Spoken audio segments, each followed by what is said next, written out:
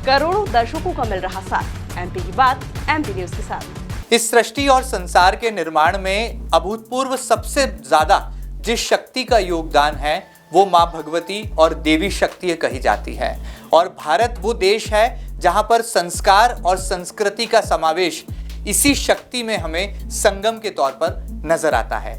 ऐसे में ज्योतिष की दुनिया और ये कहें कि 9 ग्रहों की चाल और नक्षत्रों का कैसा है हाल, इस पूरी दुर्लभ दुनिया में कुछ ऐसे नाम हैं जो कि देश ही नहीं बल्कि दुनिया में अपनी अमिट छाप छोड़ जाते हैं। एक ऐसा ही नाम है जो कि तारापीठ की भूमि से निकलता है और पूरे देश में सुप्रसिद्ध ज्योतिषाचार्य के तौर पर जाना पहचाना जाता है। एमपी न्यूज़ के इस खास सेगमेंट में हम आपकी आज मुलाकात कराएंगे देश की सुप्रसिद्ध ज्योतिषाचार्य दीक्षा राठी जी से, जिनके बारे में कहा जाता है कि वो बड़ी ही बेबाक हैं और जो भविष्यवाणियां करती हैं वो देवीय शक्ति के माध्यम से अभिव्यक्त होती हैं और समाज पर, देश पर, दुनिया पर उनका सीधा और सकारात्मक प्रभाव भी पड़ता है।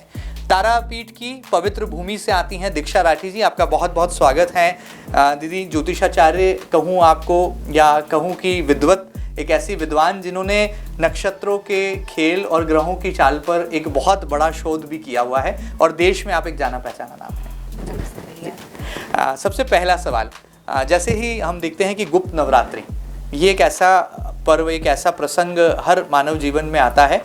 कहा जाता है कि जब देवी से जुड़ना हो तो ये बहुत दुर्लभ और बहुत अभूतपूर्व अवसर होता है। कैसे आप गुप्त नवरात्रि है इसको आप परिभाषित करती हैं और सही मायनों में देवी से जुड़ने का सबसे सरल और सीधा तरीका क्या है? ज्योतिष की दुनिया में आप उसकी कैसे जो है विख्यात करती हैं? सबसे पहले तो मैं गुप्त नवरात्रि की शुभकामनाएं आपके चैनल के माध्यम से सभी दर्शकों को देना चाहूँगी। जी बिल्कुल।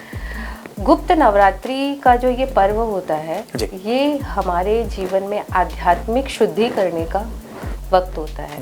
इस समय हम साधना करके अपने अंदर की ऊर्जा को जागृत कर सकते हैं। नवरात्रि 4 प्रकार की होती है, 2 गुप्त और 2 नॉर्मल नवरात्रि जो हम सांसारिक लोगों के लिए होती है। और ये 2 गुप्त नवरात्रि होती है, ये साधकों के लिए होती है। और इसमें सांसारिक लोग भी अगर यदि स्पिरिचुअल प्रैक्टिस करें, कोई जप के माध्यम से करता है, कोई मेडिटेशन के माध्यम से करता है, इस वक्त करने से ये समय इतना पवित्र और ऊर्जावान होता है कि इस समय अगर हम आध्यात्मिक प्रैक्टिसेस करें, स्पिरिचुअल प्रैक्टिसेस करें तो हमारे अंदर की जो ऊर्जा है उसमें नया संचार होता है। 6 सेंस जिसको कहते हैं वो हम एक्टिवेट कर सकते हैं अपना। और अगर हमारे अंदर सही विवेक रहता है तो हम ज़रूर अपनी जीवन की दिशा को पा लेते हैं। बिल्कुल। एक और सवाल मेरे जहन में था कि जब गुप्त नवरात्रि का मौका आता है, हमने देखा है कि तंत्र साधनाएं जो हैं वो की जाती हैं, या जैसे आपने कहा कि ये साधकों की नवरात्रि है, तो एक जो आम भक्त है या जो देवी भक्त है, यदि वो भी गुप्त नवरात्रि में कोई अनुष्ठान करना चाहे या देवी पूजा रखना चाहे तो वो किन बातों का खास ख्याल रखे और कितना आपको लगता है इसका प्रभाव जो है एक मनुष्य के जीवन पर पड़ता है? गुप्त नवरात्रि में कोई भी देवी अनुष्ठान का प्रभाव बहुत अच्छा रहता है। और पर कुछ चीज़ों का ध्यान, जैसे कि आपने मुझे कहा, तो सबसे बड़ा ध्यान है कि हमें तामसिक चीज़ों का त्याग करना चाहिए। जी बिल्कुल। तामसिक सोच, तामसिक बातें, तामसिक भोजन, इन चीज़ों का त्याग करना चाहिए। ब्रह्मचर्य व्रत का पालन अगर हम करें तो वो बहुत श्रेष्ठ होता है इस समय में। साथ ही साथ भगवती की आराधना के लिए एकाग्रचित्त होकर अगर हम कोई बड़ी पूजा ना भी करें तो मेडिटेशन करें। अगर यदि हम थोड़ा सा श्वास द्वारा जो अगर नाड़ी शोधन करें, कोई भगवती का जप, साधारण मंत्रों का जप करें, या आपके गुरु ने अगर आपको कोई मंत्र दिया है उसका अधिक से अधिक जप करें तो वो बहुत अच्छा होता है। जिस तरह से बर्तन को जितना मांजे उसमें चमक आती है, उसी तरह इस समय में अपने मंत्रों को जितना ज़्यादा हम करेंगे उतने हमारे मंत्रों में चमक आएगी और उसका प्रभाव हमारे शरीर पे, जीवन पे और भविष्य पे दिखेगा। बिल्कुल ठीक बात है। आगे बढ़ते हैं, हमने देखा कि जब हम किसी ज्योतिषाचार्य के जीवन पर जो है प्रकाश डालते हैं तो उनके पीछे एक बड़ी गुरु महिमा भी हमें नजर आती है। तो जब देश में आपने इतना बड़ा नाम किया, तारापीठ की आप ऐसी पवित्र भूमि से आती हैं, पूरे देश भर में आपके भ्रमण होते हैं, कार्यक्रम होते हैं, अनुष्ठान होते हैं, और एक ऐसा ही मौका है जब आप हिंदुस्तान के दिल एमपी में आप आई हैं, तो आपके पीछे कौन से गुरु हैं, वो कौन से ऐसे गुरु महिमाएं हैं, कौन से ऐसे मंत्र हैं जिनके माध्यम से आपने जो है अध्यात्म की इस राह को चुना और अब आप पूरे देश को एक दिशा देने की दिशा में जो है काम कर रही हैं? मेरे इस जर्नी के पीछे मेरे गुरुजी, जो कि बीकानेर निवासी राजेंद्र व्यास जी, मम्मू महाराज जिनका नाम है, उनका सबसे बड़ा योगदान है, उनका आशीर्वाद है। आज मैं जो भी हूँ उनके आशीर्वाद से ही हूँ। वो निरंतर मुझे मेरे जीवन में मुझे क्या करना है, क्या उचित है, क्या अनुचित है, उसकी सलाह देते हैं, मुझे आगे बढ़ने की प्रेरणा देते हैं, साहस देते हैं। साधना के नियमों को बहुत सरलता से उन्होंने मेरे सामने रखा है, जिसका अनुसरण करके मैं बहुत सफल हुई हूँ। और ज्योतिष में आज के भारतवर्ष में वो बहुत नामी ज्योतिष है और हजारों शिष्य हैं उनके। और मैं ये कह सकती हूँ कि मुझे उन्होंने बहुत स्नेह दिया है, पितावत व्यवहार है उनका मेरे प्रति है। और जो कि मेरे पिताजी नहीं है, तो मुझे ऐसा लगता है कि वो मुझे यही कहे कि मैं गुरु पिता है और मैं तुम्हारे साथ हूँ हमेशा। बिल्कुल। वो गणपति की आराधना करते हैं और उनके आशीर्वाद से आज हम अपने जो भी काम करते हैं हमें उसमें सफलता मिलती है, यश मिलता है। कितनी आत्म अनुभूति होती है। और जब एक गुरु किसी भी व्यक्ति के जीवन में जुड़ जाता है तो उसके व्यक्ति के जीवन में जो है उसका ये बहुआयाम नजर आने लगता है। जैसे ना जब कोई फूल खिलता है ना, वैसे हमारा जीवन खिल जाता है जब गुरु कृपा आपके साथ होती है। तो आगे बढ़ते हैं। आप तारापीठ से बहुत करीब से आप जुड़ी हैं, उसी पवित्र भूमि से आप आती हैं। क्या आपके भी जीवन में आपको कभी इस बात का अनुभव हुआ, अनुभूति हुई कि देवी ने जो है साक्षात प्रकट होकर आपको कोई आशीर्वाद दिया, दिशा निर्देशन किया? और जीवन में बहुत सारी चुनौतियां आती हैं, जब कहा जाता है कि ईश्वर से संवाद का अवसर हमें मिलता है, और आप जिस क्षेत्र से आती हैं वहाँ पर तो आप रोज़ाना मंत्रों के साथ नाम जप की शक्ति का जो है संचार करती हैं और समाज को भी सकारात्मक दिशा में आप जोड़ती हैं। क्या आपके जीवन में ऐसी कोई अनुभूति हुई कि देवी प्रकट हुई और आपको कुछ साक्षात्कार या चमत्कार देखने को मिला? देखिए, आपने तो बहुत मतलब सेंसिटिव क्वेश्चन किया है ये मेरी और मेरी माँ के बीच की बात का। तो मैं आपको एक छोटा सा वाकया बताती हूँ शॉर्ट में। ये बात 2019 की है, शरद पूर्णिमा का समय है। मैं तारापीठ में ही थी और शरद पूर्णिमा का समय जो है बहुत तारापीठ में एक उत्सव जैसा होता है। कहते हैं तारापीठ के मंदिर की स्थापना जो है वो शरद पूर्णिमा के दिन हुई थी। और उस दिन क्या होता है कि वहाँ पे लक्ष्मी, बंगाल में लक्ष्मी पूजा मनाया जाता है।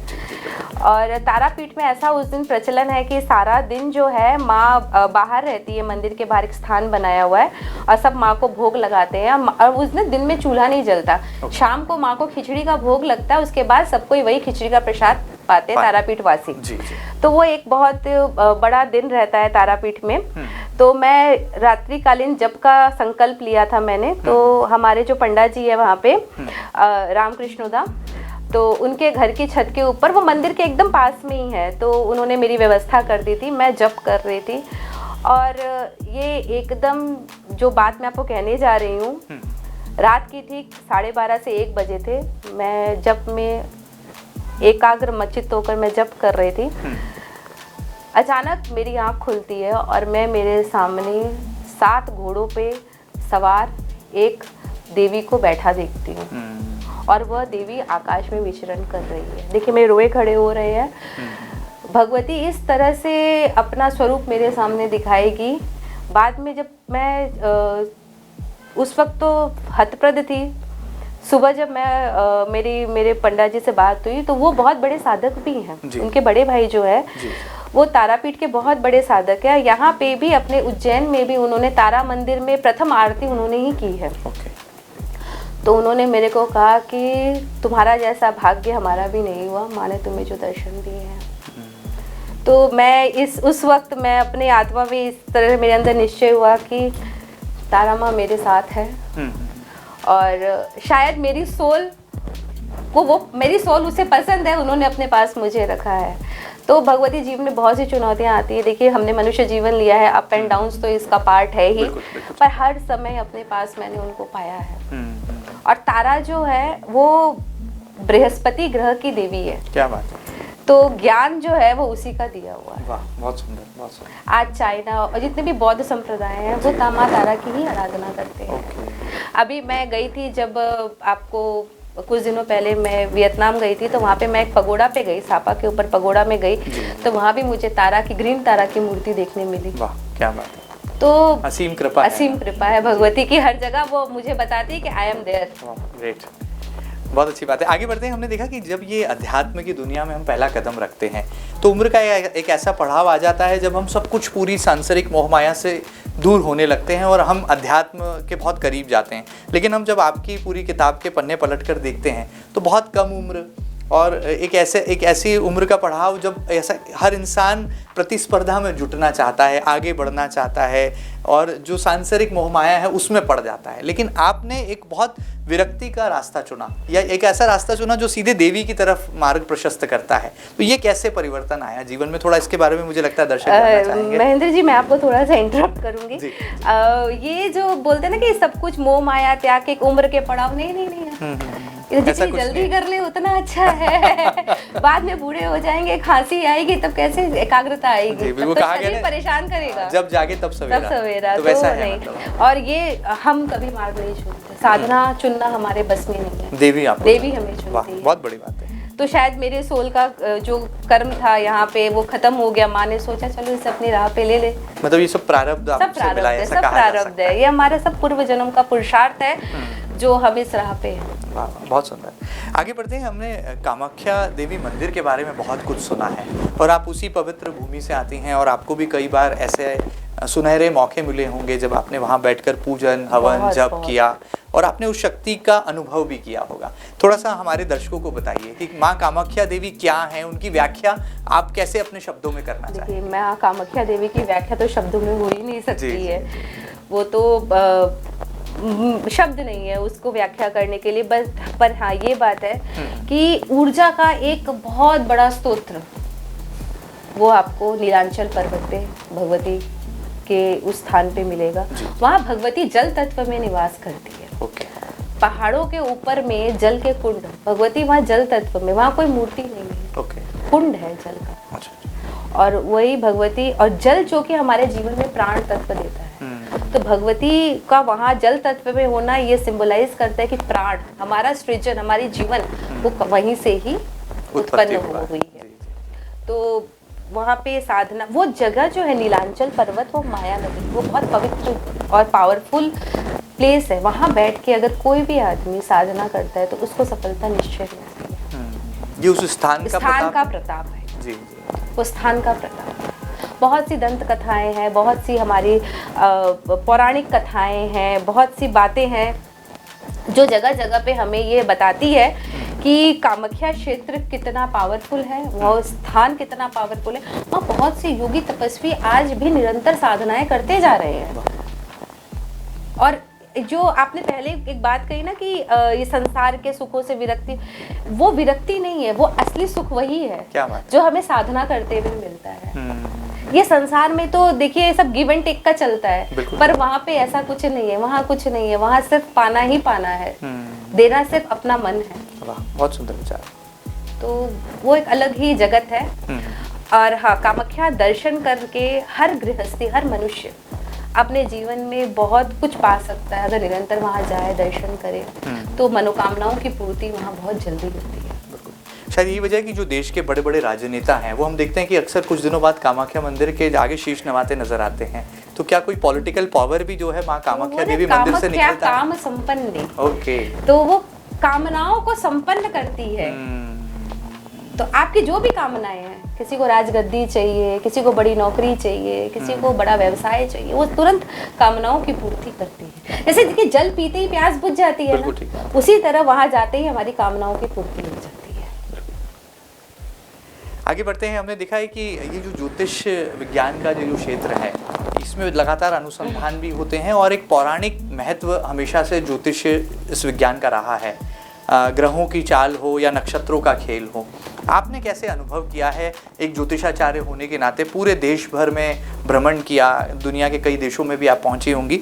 जब लोगों से आप संवाद करती हैं तो क्या वाकई में लगता है कि ये 9 प्लैनेट्स की रिफ्लेक्शन और नक्षत्रों का कॉम्बिनेशन एक ह्यूमन बीइंग की लाइफ को या तो सुधार सकता है या फिर उसको बिगाड़ सकता है? 100%। कैसे आप उसको एक्सप्रेस करेंगे? एक्सप्रेस ऐसे कि हर आदमी अपने एक प्रारब्ध को लेके जन्म लेता है और उसका प्रारब्ध के अनुसार ही उसकी कुंडली में उसके ग्रह बैठे हुए होते हैं, नक्षत्रों में उस डिग्री के अकॉर्डिंग बैठे होते हैं। जिसके प्रभाव से वो अपने जीवन में कार्य करता रहता है। और बिना नक्षत्रों, बिना ग्रहों के इफेक्ट के कोई काम नहीं होता। आज आप तरह तरह के हम लोग वैश्विक घटनाएं भी देख रहे हैं, तो सब ग्रहों का खेल की वजह से ही होता है। ग्रह जब अपनी चाल जिस तरह से बदलेंगे, उस तरह की घटनाएं, खगोलीय घटनाएं बोलिए या जीवन की घटनाएं बोलिए, वो उस तरह से होती रहेगी। कर्म, अच्छा, बहुत से लोग मुझे ये बोलते हैं कि फिर कर्म क्या हुआ? तो कर्म और भाग्य दोनों ही साथ चलता है, जैसे दो हाथ है ना, जी जी बिल्कुल, उसी तरह दोनों हाथ चलता है। और कर्म और भाग्य, भाग्य के अनुसार ही हम कर्म करेंगे और कर्म करके हम अपने भाग्य को बिल्डअप करेंगे। ओके, दोनों मतलब दोनों इक्वल चलेंगे। इक्वल चलेंगे। अगर आपके नसीब में अगर यदि अच्छा भोजन है, आज चलो ग्रहों की ऐसी है कि आपको अच्छा भोजन मिलेगा, भोजन आपके पास आ जाएगा, पर उसको खाने के लिए, उसका स्वाद चखने के लिए आपको हाथों का उपयोग करना पड़ेगा। तो ये दोनों काम आपको। एक सवाल और मेरे मन में है, पत्रकारिता क्षेत्र के एक विद्यार्थी होने के नाते हम देख रहे हैं कि समाज में जो घटनाएं घट रही हैं उसमें भी परिवर्तन आ रहा है, नैतिकता में गिरावट आ रही है, संस्कारों का भी ह्रास हम देख रहे हैं।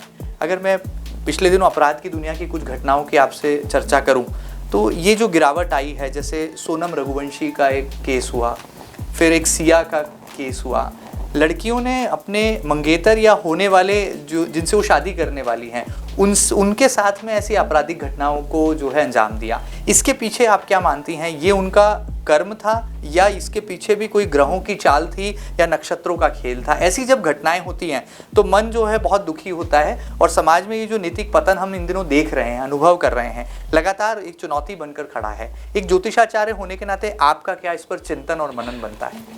देखिए, ये बहुत कॉन्ट्रोवर्शियल क्वेश्चन है आपका, पर फिर भी एक ज्योतिषाचार्य तो सब जानता है। जी, देखिए, ग्रहों की स्थिति जो अभी चल रही है ना, वो बहुत ही, जो समीकरण बैठ रहे हैं ग्रहों के, वो बहुत ही विकट समीकरण है। आप ये सब घटनाओं के साथ साथ आप अगर देखें तो जंग की स्थिति भी बन रही है। तो अल्टीमेटली शनि, राहु, मंगल ये अपने दुष्प्रभाव चरम सीमा पे थे। ओके। और हमने देखा है कई लोग है ना इंगेजमेंट करते हैं, सगाई किए, कोई मुहूर्त नहीं देखते, जब तब कर दिया। तो ये जो हम गलत समय पे गलत काम करेंगे तो गलत प्रभाव ही आएगा। सर्दी में तो आम के वृक्ष में आम नहीं लगेंगे, अगर वो आम आया है तो वो आर्टिफिशियल तरीके से ही बना के आया है। तो अगर आपने कुंडली की विवेचना की है, कुंडली मिलाई है, उसके बाद अगर आपने रिश्ता किया है, तो मुझे नहीं लगता कि ऐसी घटनाएं घटनी चाहिए। मतलब उसका अंदाजा पहले लगाया जा सकता है। पर लोग तो आजकल क्या हो गया ना कि सबको मैंने कई बहुत बड़े बड़े अभिनेताओं के लोगों के वीडियोस देखे कि एक पंडित आएगा, वो बोलता है इतना पैसा लेके पूजा करेगा तो इतना है तो तुम खुद का भाग्य बना लो। ऐसा कंट्रोवर्सी मैंने देखा, मैंने मन में सोचा ये कैसे बात कर रहे हैं ये लोग जहाँ बोलते हैं हम सुबह 4 बजे उठ के वॉकिंग जाते हैं, मेडिटेशन करते हैं। अरे भाई, ब्राह्मण जो समाज है वो हमारे समाज में एक जिस जगह पे वो धर्म का कार्य, धर्म का रक्षक ब्राह्मण है। ब्राह्मण अगर अपना कार्य नहीं करेगा सही से तो समाज का पतन तो होना ही है, संस्कारों का पतन होना ही है। जब हम लोग पहले हमारे छोटे थे तो हमारे घर में हर सावन में रुद्राभिषेक होना, श्राद्ध पक्ष में ब्राह्मणों का आना, भोजन कराना, गायत्री जप होना, तीर्थ यात्राओं पे जाना, बड़े बुजुर्ग का संस्कार होना, सुबह उठ के आरती होना, ये हनुमान चालीसा तो सुनते सुनते ही याद हो गए थे। आजकल कितने घरों में होते हैं? मतलब हम परंपराओं से दूर जा रहे हैं, चीजों से दूर जा रहे हैं, हर चीज को सिर्फ मेटलिस्टिक और कमर्शियल वे में सोच रहे हैं। उसकी वजह से ये प्रॉब्लम होती है। क्या ऐसा भी कुछ लोग कहते हैं कि हम घोर कलयुग की तरफ बढ़ रहे हैं? क्या कलयुग? तो ये कलयुग ही है ना। अगर यदि हम धर्म की रक्षा ना कर पाए, हम अध्यात्म को ना देख पाए, ना हम खुद कर रहे हैं, ना हम किसी को करने दे रहे हैं ढंग से, और गलत गलत बातें फैला रहे हैं। अगर जितना यज्ञ होगा, आगे के ऋषि मुनि यज्ञ करते थे तो पेड़ पौधे अच्छे होते थे, समाज अच्छा होता था, सब उनका काम ही वही है। हर भगवान ने सबको एक एक काम के तरह से इस धरती पे जन्म दिया है। बिल्कुल ठीक बात है। तो हमें हमारा काम करने दिया जाए, उस पे फिर टिप्पणी क्यों? कोई अगर अभिनेता अगर पिक्चर में एक्टिंग करता है तो वो उसका कर्म है। हम उस पर क्यों टिप्पणी करें? तो जब ब्राह्मण अपना कार्य करता है तो उसमें टिप्पणी होती है, ये तो गलत है। तो समाज का पतन होना ही है फिर तो। चिंतनीय है, लेकिन चिंतनीय है, बहुत चिंतनीय है। कपड़ों पे पैसे खर्च करते हैं, धर्म के नाम पे खर्च करने में दिक्कत है। अच्छा, किसी को चढ़ावा दे रहे हैं ना तो लोगों को दिखा के दे रहे हैं, ऐसा क्यों? बिल्कुल ठीक बात है। अरे शो ऑफ करते हैं, शादियों में प्री वेडिंग होना, ये तो हमारे संस्कारों में है ही नहीं। आप देखिए वेस्टर्न जो लोग हैं वो इंडियन संस्कारों से चल रहे हैं और हम देखिए कैसे वेस्टर्न पाश्चात्य की तरफ बढ़ते जा रहे हैं। तो हमने तो खुद पतन का रास्ता चुन लिया है। जी। चलिए आगे बढ़ते हैं, मूल सब्जेक्ट पर फिर लौटते हैं। गुप्त नवरात्रि। अगर मुझे व्यक्तिगत तौर पर एक विद्यार्थी होने के नाते अगर मुझे देवी को प्रसन्न करना है, या हमारे दर्शकों के मन में ये सवाल है कि यदि वो माँ भगवती को प्रसन्न करना चाहते हैं और गुप्त नवरात्रि का ये पावन मौका उनके जीवन में आया है, तो कैसे वो पूजन पाठ करें, क्या विधि अपनाएं जिससे देवी की कृपा उन पर भी बरसे और पूरे देश और हमारे समाज पर बरसे? तरीका थोड़ा आपके माध्यम से जानना चाहें। सबसे पहले तो स्त्रियों बच्चियों का आदर करें। जी बिल्कुल, ये तो सबसे ज़्यादा इम्पोर्टेंट है। और साथ ही साथ मंदिर जाएं, जैसी जिसकी क्षमता है, भगवान को माला प्रसाद अर्पण करें। और सबसे पहले जो मैंने पहले कहा, तामसिक चीज़ों का त्याग करें। एटलीस्ट ये 9 दिन तामसिक चीज़ें ग्रहण ना करें, सात्विक रहें। जितने सात्विक रहेंगे उतना मन अच्छा होगा, उतनी सोच अच्छी होगी। बिल्कुल ठीक बात है। चलिए जाते जाते हम जानना चाहेंगे कि एक ऐसा गुरु मंत्र आपके माध्यम से आज की युवा पीढ़ी को मिले, क्योंकि हम देखते हैं कि आज का जो नौजवान है, जो नया बच्चा है, या जिसको जेनजी कहा जा रहा है इन दिनों, जो लगातार प्रतियोगी परीक्षाओं के लिए संघर्ष कर रहा है, वो आपके माध्यम से एक ऐसा गुरु मंत्र अपने जीवन में ले आए ताकि वो सही मायनों में सफलता क्या है, कामयाबी क्या है और शिखर को छूने की जो उसकी ललक है, बहुत जल्दी सब कुछ हासिल कर लेना चाहता है आज का युवा और धैर्य को धारण भी नहीं करना चाहता, तो ऐसे युवाओं के लिए क्या कुछ खास संदेश और गुरु मंत्र आप देना चाहेंगी देश की सुविख्यात ज्योतिषाचार्य दीक्षा राठी जी? सबसे पहले तो मैं यही कहूँगी कि अपने आप को अध्यात्म से जोड़ें। बिल्कुल, किसी भी माध्यम से जोड़ सकते हैं आप भजन करके जोड़ सकते हैं, आप मंत्र जप करके जोड़ सकते हैं, आप किसी मंदिर में जाके दर्शन करके जोड़ सकते हैं। जी। पर निरंतर खुद को अध्यात्म से जोड़ें। जिस तरह सिर्फ क्लास 1 में पढ़ाई कर लेने से तो हमें मैट्रिक की डिग्री नहीं मिलती, हमें लगातार क्लास 10 तक पढ़ाई करनी पड़ती है, हर रोज करनी पड़ती है। उसी तरह हमें भी हर रोज प्रैक्टिस करना होगा अध्यात्म का। स्पिरिचुअल प्रैक्टिसेस कभी ना छोड़ें। 10 मिनट यू मेडिटेशन करें, आप देखेंगे आप खुद अपने जीवन में सफलता पा जाएंगे। ठीक बात है। चलिए जाते जाते क्या खास संदेश होगा एमपी न्यूज़ के इस खास सेगमेंट के माध्यम से, क्योंकि आप तारापीठ से अब मध्य प्रदेश आई हैं और यहाँ पर भी आप एक अनुष्ठान के जरिए जो है एक सकारात्मक शक्ति और ऊर्जा का संचार आप कर रही हैं देश और समाज में। मैं बस यही सबको संदेश देना चाहती हूँ कि 10 मिनट भी हो अपने घर में भजन जरूर करें। भजन जरूर करें अपने घर में अच्छी ऊर्जा संचार करने के लिए। खुद ना कर सके तो एटलीस्ट किसी मोबाइल पे या एलेक्सा पे भजन जरूर सुने। इससे आपका वातावरण शुद्ध होगा, समाज शुद्ध होगा और सबका मन शुद्ध होगा और सब में एक पॉजिटिविटी आएगी।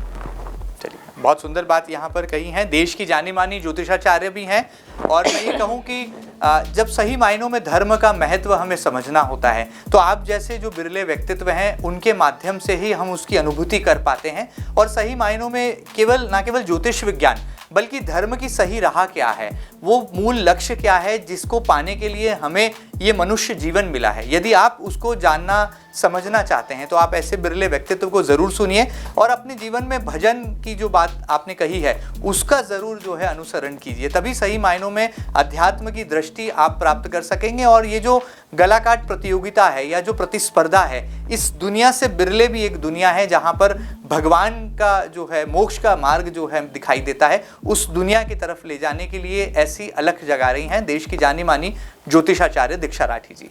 उम्मीद करते हैं कि उनके माध्यम से कई सारे ऐसे गुरु मंत्र आपके जीवन में उतर पाए होंगे जिनके माध्यम से आप भी अपने जीवन में सकारात्मक ऊर्जा का संचार भी करेंगे और आने वाले दिनों में जब गुप्त नवरात्रि जैसे अवसर आएंगे तब सही मायनों में देवीय शक्ति क्या है उसकी अनुभूति भी कर पाएंगे। एमपी न्यूज के इस खास सेगमेंट में फिलहाल इतना ही। ये खास बातचीत आपको कैसी लगी हमें जरूर बताइएगा और ताजा तरीन खबरों के लिए कहीं मत जाइएगा, लगातार बने रहिएगा आपके अपने news channel MP news TV के साथ। फिलहाल इतना ही, नमस्कार। करोड़ों दर्शकों का मिल रहा साथ, एमपी की बात एमपी न्यूज के साथ।